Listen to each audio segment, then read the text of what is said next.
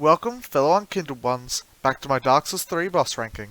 It's been a few weeks since part 1, but I hope you remember the rules that I'm going to be ranking these bosses by, because I'm not going to be going over them again. I like to get into the first boss of this episode as soon as possible, but before I do that, there is one thing from the last part that I need to fix up. For one of the bosses, Half-Light, Spirit of the Church, I forgot to display the scores that I gave him, so I figured I'd just tell them to you now. For enjoyability, I gave him a 5 out of 25. For design, I gave him a 1 out of 15, and for difficulty, I gave him a 5 out of 10.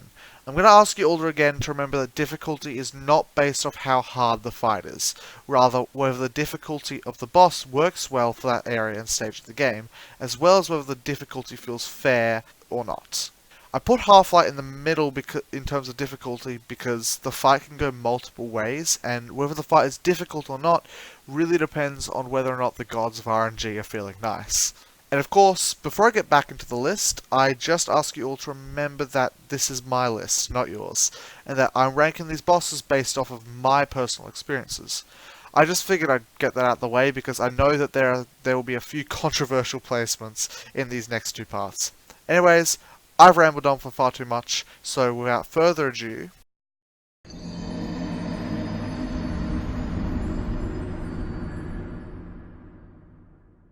the old Demon King suffers from what I like to call the optional challenge problem. It's the same problem that plagues bosses like Pinwheel from Dark Souls 1, and the final boss of the game Hollow Knight, which coincidentally is called the Hollow Knight. The optional challenge problem occurs when a boss can be fought at any point in the game after the fight is unlocked. The old Demon King is an entirely optional boss, but that's not what causes the problem. The problem comes from the fact that this boss is scaled for early game. You're expected to fight him at the stage of the game in which his fight becomes available, but because he's optional it means that the player can skip right past him and come back at a much later stage of the game. This, as you might expect, is a pretty big issue, as it means that he either whoops your ass in the early game, or if you come back later, which you probably will, you'll do so much damage that it won't even feel like a boss fight. Here's the thing. The old Demon King had the potential to be a pretty decent boss. For a big enemy with a giant club, he actually has a rather diverse moveset. He summons fireballs that rain down on the player's head, and he has a rather cool stomp attack that sends a shockwave of fire out towards the player.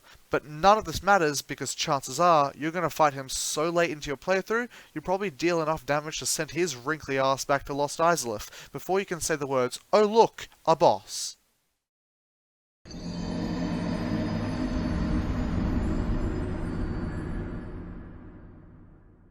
Ah, Cyrus.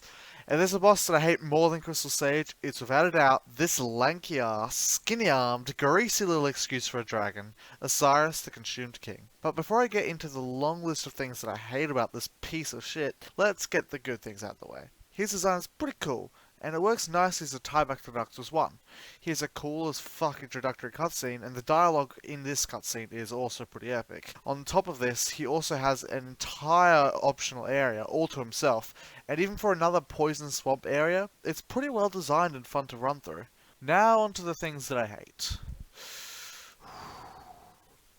The first phase is boring as fuck. The second phase is less boring, but because of a move pool that is primarily charges, so either way I still want to kill myself. I wish they would shut the fuck up about his stupid ass baby while I'm trying to murder him. I wish that the baby would shut the fuck up. I wish that his hitboxes weren't the size of Danny DeVito's Magnum Dong. On top of this, I wish that his health bar wasn't so goddamn big. I just want the fight to end, goddammit. Why does Lord Miyazaki have to be so cruel sometimes? I wish they didn't kill the baby, that's child abuse. I wish they didn't kill me, that's me abuse. I think you get the idea. Osiris is good in every aspect other than the actual fight itself. It's carried by its design and its lore, and that's legitimately the only reason why he isn't the bottom of this list. The design is cool, 11 out of 15, but the enjoyability is a fat 1 out of 25, and I don't intend on changing my mind about that anytime soon. Magnum Dong.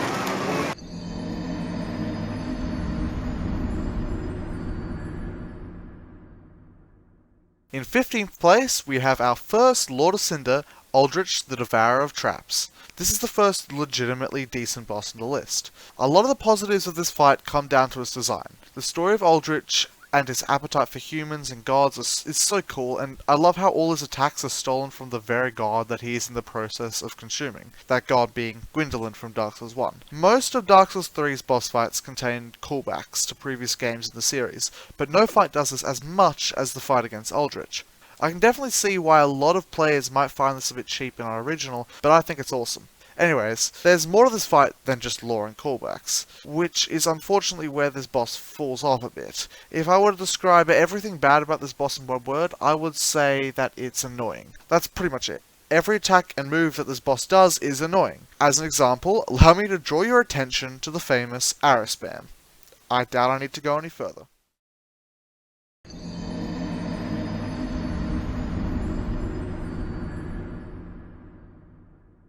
Oh boy, it's controversy time.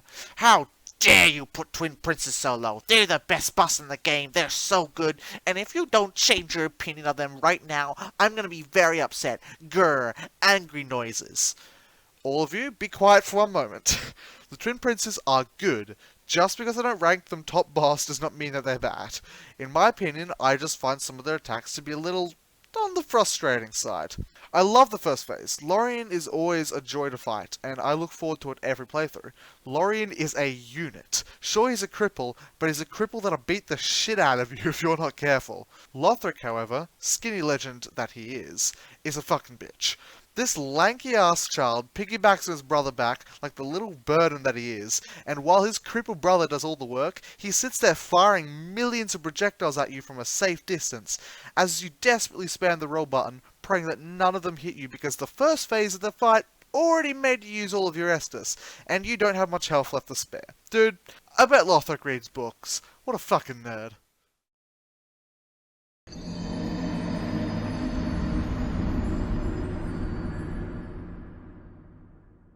If my ranking of the Twin Princes wasn't controversial enough, this certainly will be. Yhorm the Giant, Lord of Cinder, is without a doubt one of the best designed bosses in the entire Soul series, and that is something that I feel is impossible to deny. All the criticisms of this fight come from its gimmicky nature. I think a lot of people were mostly disappointed in how they handled the fight itself, because the game's opening cutscene sets Yhorm up to be a big challenge and quite a big deal, but I feel that having the Storm Ruler as the way of defeating him works really well. Sure, it leads to a fairly easy fight, but there are a lot of good things that come from it. For starters, it makes a lot more sense that the player would need some sort of special way of defeating Yhorm. I mean, come on, he's a giant. The Storm Ruler itself adds to the fight visually as well, as you can really feel the power behind each blow, which really reinforces this idea of you, the player, bringing a giant to its knees. The weapon is also a really neat callback to Demon Souls, Dark Souls' predecessor, and a game that normally doesn't get as much credit as it deserves for being the game that kicked off the genre in the first place. A lot of people seem to look at this fight as bad simply because other gimmick fights in the series have a tendency to be poorly made, and they tend to feel cheap. But for me, Yhorm is the exception, not the norm. Unlike a boss like the Ancient Wyvern, whose gimmick involves climbing a staircase to one-shot the boss from above, thank you IGN, we really needed a 2.5 minute guide on how to beat this boss, honestly. Yhorm's gimmick separates the fight from other boss fights in the series in a way that makes it feel fresh and new, while also keeping the fight enjoyable. I don't think the boss is made easier by the way in which you need to defeat it. The Storm Ruler adds something to the fight that makes it unique and different to other fights. Unlike other gimmick fights, it still feels like a fight, as you are still required to dodge Yhorm's blow in the same way as every other boss. The only difference being that instead of attacking him head on, you have to manage your stamina in a special way, so that you can safely charge up your blows. Anyways, that's enough about the mechanics of the fight. What I really want to talk about is the design. Everything about this boss fight's design is on point.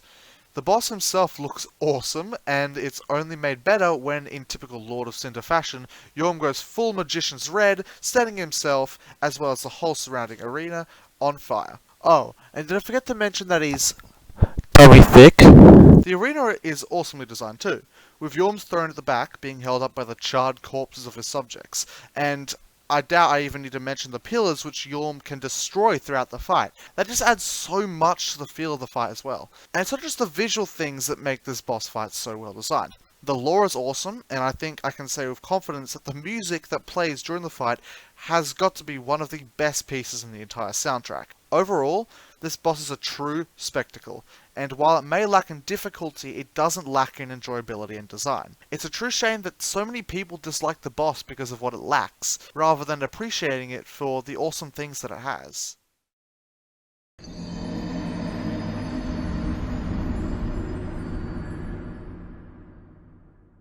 That last one was a very long one, but we still have 2 more bosses for today before we make it to the top 10. In 12th place, we have the first boss of the Ring City DLC, the Demon Prince. There is no doubting that there have been a lot of demon bosses throughout the series, and almost all of them seem to fall flat compared to most other bosses. However, I think I can say with confidence that the Demon Prince is indeed the best demon boss in all 3 games. The Demon Prince is fantastically designed, both mechanically as well as visually. The way that the first and second phases are constructed in comparison to each other is really fun and unique, and different from anything else in the Soul series. The boss fight initially begins as a gang fight, with the player having to battle 2 demons at once. Similar to that of Ornstein and Smo from Dark Souls 1, these 2 enemies are designed in a way so that the player is able to manage fighting one at a time, as when the fight first starts off, one demon will attack at close range, while the other attacks from a distance. Throughout the fight, the 2 demons will change roles numerous times. This means that the player can attack the demon of their choosing, as both demons get an equal amount of time at the forefront. Being able to choose easily which demon you kill first becomes very important later on, as after killing both demons, the true Demon Prince will rise, its moveset changing depending on which of the 2 demons you killed first. Whoever came up with this idea is a genius, as it increases the replayability of the fight astronomically. However, there is one thing that I dislike heavily about this boss, and that is its stats. Specifically its defensive stats. Look at those resistances!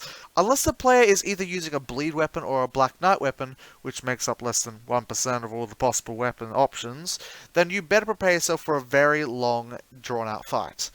That's my big problem, and it's this reason why the boss isn't higher on my list. It's just too long. This boss has what can be considered 4 phases, which wouldn't normally be much of an issue. Some of my favourite bosses across the whole genre have 3 or more phases. However, that many phases and resistances to almost every form of damage are 2 things that shouldn't mix. Regardless, it's a cool boss, and I think it's very fitting that for the final DLC in the Soul series, From Software managed to bring us a legitimately good demon boss. It's a shame Sekiro had to come and trump it.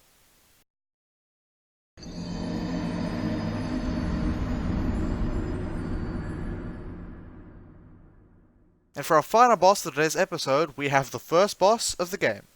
Kind of ironic, right? I don't think that there's much to say here, to be honest. Udex Gundyr is without question the perfect tutorial boss for a Souls game. It's the right amount of challenge. It's difficult enough to whoop your ass a fair amount of times first time through, which signifies to you that this is not going to be a game that holds your hand. But at the same time, it's not too hard that it discourages people from trying again. The second phase adds quite a shock the first time through, and I love how it's completely different from the first phase.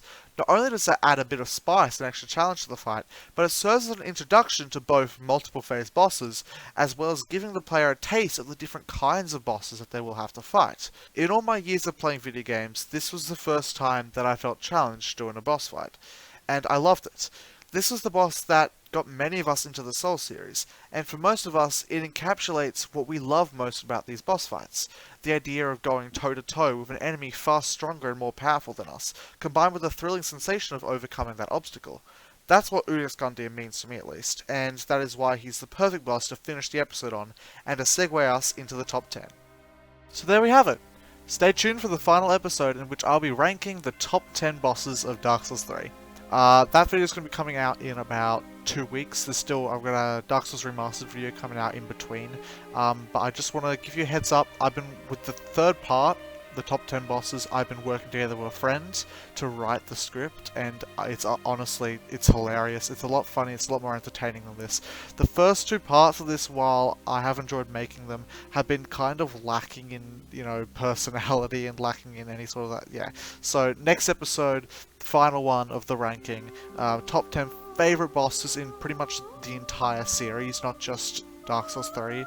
So I'm going to be talking about what I love about them, but the video is going to be very funny. There's a lot of jokes, there's a lot of autistic just memes. Yeah, I think you're going to really enjoy it, so stay tuned. It'll be out soon. And yeah, so as always folks, stay frosty, stay epic, and stay sexy. I'll see you all in for the final episode. But until then, a very fine Dark Soul to you.